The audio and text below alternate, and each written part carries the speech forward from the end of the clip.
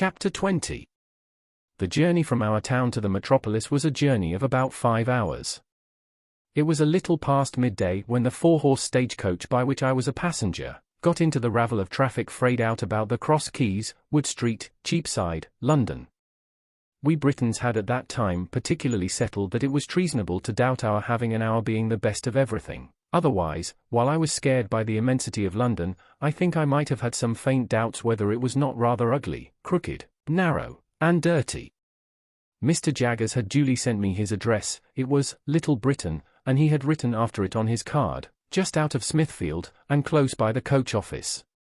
Nevertheless, a hackney coachman, who seemed to have as many capes to his greasy greatcoat as he was years old, packed me up in his coach and hemmed me in with a folding and jingling barrier of steps, as if he were going to take me 50 miles. His getting on his box, which I remember to have been decorated with an old weather-stained pea-green hammercloth moth-eaten into rags, was quite a work of time. It was a wonderful equipage, with 6 great coronets outside, and ragged things behind for I don't know how many footmen to hold on by, and a harrow below them, to prevent amateur footmen from yielding to the temptation. I had scarcely had time to enjoy the coach and to think how like a straw yard it was, and yet how like a rag shop, and to wonder why the horses' nose-bags were kept inside, when I observed the coachman beginning to get down, as if we were going to stop presently. And stop we presently did, in a gloomy street, at certain offices with an open door, whereon was painted Mr. Jaggers. "How much?" I asked the coachman. The coachman answered, "A shilling, unless you wish to make it more." I naturally said I had no wish to make it more. "Then it must be a shilling," observed the coachman. "I don't want to get into trouble. I know him." He darkly closed an eye at Mr. Jaggers's name, and shook his head. When he had got his shilling, and had in course of time completed the ascent to his box, and had got away, which appeared to relieve his mind, I went into the front office with my little portmanteau in my hand and asked, "Was Mr. Jaggers at home?" "He is not," returned the clerk. "He is in court at present." "Am I addressing Mr. Pip?" I signified that he was addressing Mr. Pip. "Mr. Jaggers left word, would you wait in his room?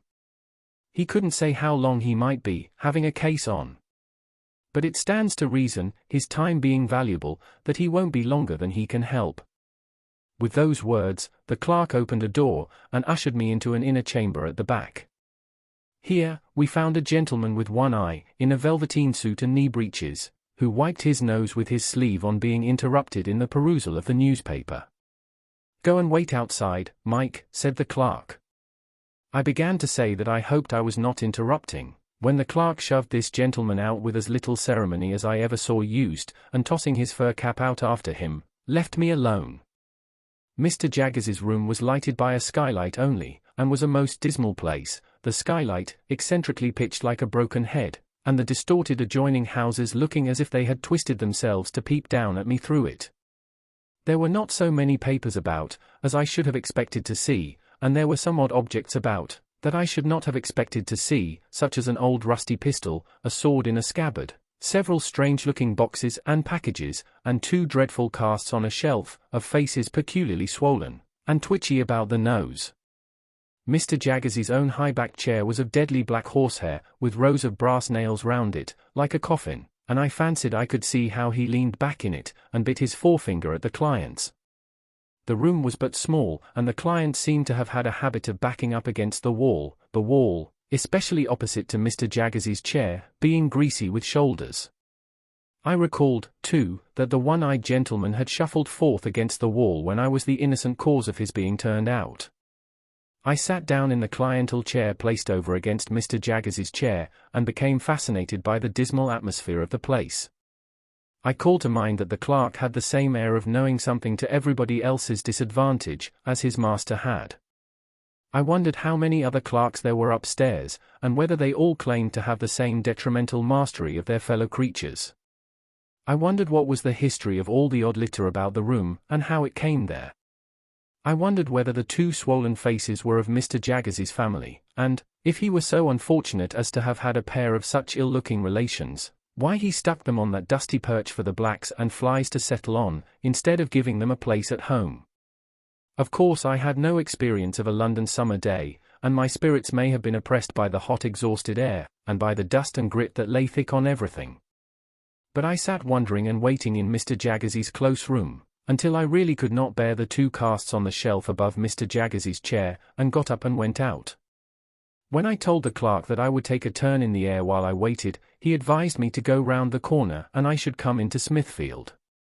So I came into Smithfield, and the shameful place, being all asmear with filth and fat and blood and foam, seemed to stick to me. So I rubbed it off with all possible speed by turning into a street where I saw the great black dome of St. Paul's bulging at me from behind a grim stone building which a bystander said was Newgate Prison. Following the wall of the jail, I found the roadway covered with straw to deaden the noise of passing vehicles, and from this, and from the quantity of people standing about smelling strongly of spirits and beer, I inferred that the trials were on. While I looked about me here, an exceedingly dirty and partially drunk minister of justice asked me if I would like to step in and hear a trial or so, informing me that he could give me a front place for half a crown, whence I should command a full view of the Lord Chief Justice in his wig and robes, mentioning that awful personage like waxwork, and presently offering him at the reduced price of 18 pence. As I declined the proposal on the plea of an appointment, he was so good as to take me into a yard and show me where the gallows was kept, and also where people were publicly whipped, and then he showed me the debtor's door, out of which culprits came to be hanged, heightening the interest of that dreadful portal by giving me to understand that 4 on M. would come out at that door the day after tomorrow at 8 in the morning, to be killed in a row. This was horrible, and gave me a sickening idea of London, the more so as the Lord Chief Justice's proprietor wore, from his hat down to his boots and up again to his pocket-handkerchief inclusive, mildewed clothes which had evidently not belonged to him originally, and which I took it into my head he had bought cheap of the executioner. Under these circumstances I thought myself well rid of him for a shilling. I dropped into the office to ask if Mr. Jaggers had come in yet, and I found he had not, and I strolled out again. This time, I made the tour of Little Britain, and turned into Bartholomew Close, and now I became aware that other people were waiting about for Mr. Jaggers, as well as I. There were 2 men of secret appearance lounging in Bartholomew Close, and thoughtfully fitting their feet into the cracks of the pavement as they talked together, one of whom said to the other when they first passed me, that Jaggers would do it if it was to be done.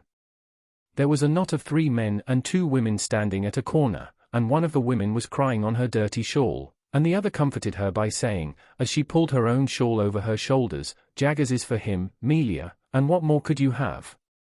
There was a red-eyed little Jew who came into the close while I was loitering there, in company with a second little Jew whom he sent upon an errand, and while the messenger was gone, I remarked this Jew, who was of a highly excitable temperament, performing a jig of anxiety under a lamp-post and accompanying himself, in a kind of frenzy, with the words, "Oh Jaggath, Jaggath, Jaggath. All other thith Cagmagath, give me Jaggath." These testimonies to the popularity of my guardian made a deep impression on me, and I admired and wondered more than ever. At length, as I was looking out at the iron gate of Bartholomew Close into Little Britain, I saw Mr. Jaggers coming across the road towards me. All the others who were waiting saw him at the same time, and there was quite a rush at him. Mr. Jaggers, putting a hand on my shoulder and walking me on at his side without saying anything to me, addressed himself to his followers. First, he took the 2 secret men. "Now, I have nothing to say to you," said Mr. Jaggers, throwing his finger at them. "I want to know no more than I know. As to the result, it's a toss-up. I told you from the first it was a toss-up. Have you paid Wemmick?" "We made the money up this morning, sir," said one of the men, submissively, while the other perused Mr. Jaggers's face. "I don't ask you when you made it up, or where, or whether you made it up at all. Has Wemmick got it?" "Yes, sir," said both the men together. "Very well, then you may go." "Now, I won't have it," said Mr. Jaggers, waving his hand at them to put them behind him. "If you say a word to me, I'll throw up the case." "We thought, Mr. Jaggers," one of the men began, pulling off his hat. "That's what I told you not to do," said Mr. Jaggers. "You thought? I think for you, that's enough for you. If I want you, I know where to find you, I don't want you to find me. Now I won't have it. I won't hear a word." The 2 men looked at one another as Mr. Jaggers waved them behind again, and humbly fell back and were heard no more. And now you, said Mr. Jaggers, suddenly stopping, and turning on the two women with the shawls, from whom the three men had meekly separated. Oh! Amelia, is it? Yes, Mr. Jaggers. And do you remember, retorted Mr. Jaggers, that but for me you wouldn't be here and couldn't be here? Oh yes, sir, exclaimed both women together. Lord bless you, sir, well we knows that. Then why, said Mr. Jaggers, do you come here? My bill, sir, the crying woman pleaded. Now, I tell you what, said Mr. Jaggers. Once for all. If you don't know that your bill's in good hands, I know it. And if you come here bothering about your bill, I'll make an example of both your bill and you, and let him slip through my fingers. Have you paid Wemmick? Oh yes, sir. Every farden. Very well. Then you have done all you have got to do.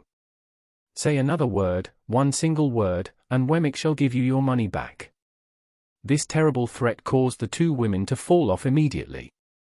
No one remained now but the excitable Jew, who had already raised the skirts of Mr. Jaggers's coat to his lips several times. I don't know this man, said Mr. Jaggers, in the same devastating strain. What does this fellow want? Marthia Mr. Jaggerth. Hound brother to Abraham Lathreth. Who's he? Said Mr. Jaggers. Let go of my coat. The suitor, kissing the hem of the garment again before relinquishing it, replied, Abraham Lathreth, on Thuthpithian of plate. You're too late, said Mr. Jaggers. I am over the way. Holy Father, Mr. Jaggerth, cried my excitable acquaintance, turning white, don't tie your again Abraham Lathreth. I am, said Mr. Jaggers, and there's an end of it. Get out of the way. Mr. Jaggerth. Half a moment. My hound cuthin th gone to Mr. Wemmick at thith prethent minute, to hoffer him Haney termth. Mr. Jaggerth. Half a quarter of a moment. If you'd have the Candithenthan to be bought off from the t'other thide, at Haney Thuperia Preeth, money no object, Mr. Jaggerth, Mr. My guardian threw his supplicant off with supreme indifference, and left him dancing on the pavement as if it were red hot. Without further interruption, we reached the front office, where we found the clerk and the man in velveteen with the fur cap. Here's Mike, said the clerk, getting down from his stool and approaching Mr. Jaggers confidentially. Oh, said Mr. Jaggers, turning to the man, who was pulling a lock of hair in the middle of his forehead, like the bull in Cock Robin pulling at the bell rope, your man comes on this afternoon. Well? Well, Marzar Jaggers, returned Mike, in the voice of a sufferer from a constitutional cold, arter a deal o' trouble, I've found one, sir, as might do. What is he prepared to swear? Well, Marzar Jaggers, said Mike, wiping his nose on his fur cap this time, in a general way, anythink. Mr. Jaggers suddenly became most irate. Now, I warned you before, said he, throwing his forefinger at the terrified client, that if you ever presumed to talk in that way here, I'd make an example of you.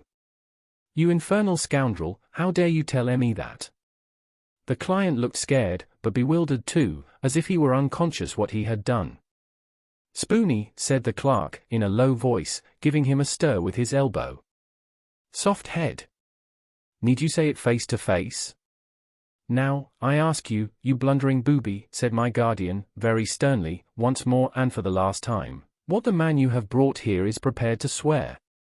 Mike looked hard at my guardian, as if he were trying to learn a lesson from his face, and slowly replied, either to character, or to having been in his company and never left him all the night in question. Now, be careful. In what station of life is this man? Mike looked at his cap, and looked at the floor, and looked at the ceiling, and looked at the clerk, and even looked at me, before beginning to reply in a nervous manner, we've dressed him up like, when my guardian blustered out. What? You will you? Spoony, added the clerk again, with another stir. After some helpless casting about, Mike brightened and began again. He is dressed like a respectable pieman. A sort of a pastry cook. Is he here? Asked my guardian. I left him, said Mike, a-setting on some doorsteps round the corner. Take him past that window, and let me see him. The window indicated was the office window. We all three went to it, behind the wire blind, and presently saw the client go by in an accidental manner, with a murderous-looking tall individual, in a short suit of white linen and a paper cap. This guileless confectioner was not by any means sober, and had a black eye in the green stage of recovery, which was painted over. "Tell him to take his witness away directly," said my guardian to the clerk, in extreme disgust, "and ask him what he means by bringing such a fellow as that."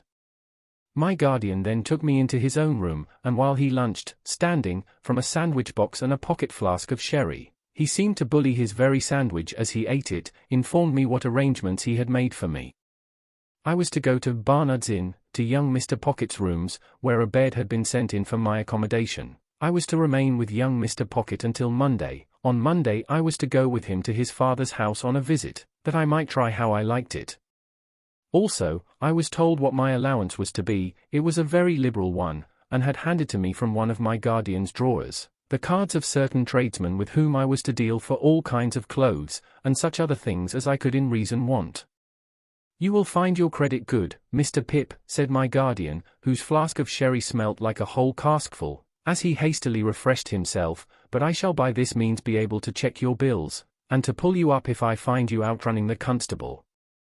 Of course you'll go wrong somehow, but that's no fault of mine." After I had pondered a little over this encouraging sentiment, I asked Mr. Jaggers if I could send for a coach. He said it was not worth while, I was so near my destination. Wemmick should walk round with me, if I pleased. I then found that Wemmick was the clerk in the next room. Another clerk was rung down from upstairs to take his place while he was out, and I accompanied him into the street, after shaking hands with my guardian. We found a new set of people lingering outside, but Wemmick made a way among them by saying coolly yet decisively, "I tell you it's no use, he won't have a word to say to one of you," and we soon got clear of them, and went on side by side.